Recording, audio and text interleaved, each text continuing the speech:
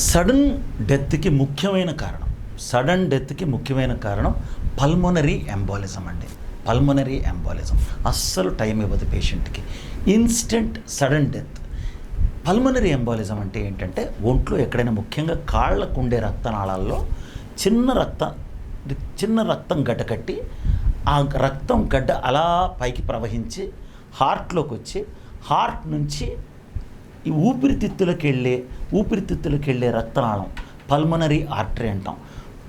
ఈ రక్తనాళంలో ఇరుక్కుపోతుంది. అంటే ఊపిరితిత్తులకు వెళ్ళే రక్తనాళంలో కంప్లీట్గా బ్లాక్ అయిపోతుంది. అంటే జస్ట్ ఆ గడ్డ వెళ్ళి అక్కడ ఇరుక్కుంటుంది.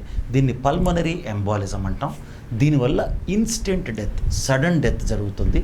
మోస్ట్ డేంజరస్ అండి. టైం ఇవ్వదు. ఒకవేళ చిన్నదైతే మనకి బోర్డంత టైం ఉంటుంది, దేర్ ఇస్ నో ప్రాబ్లం. కానీ కొంచెం పెద్ద క్లాట్ కనుక వెళ్ళిందంటే ఇన్స్టెంట్ అరెస్ట్.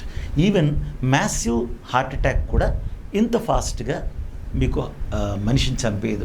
పల్మనరీ ఎంబాలిజం మాత్రం చాలా ఇమ్మీడియట్గా it causes death. Most important cause of sudden death is pulmonary embolism.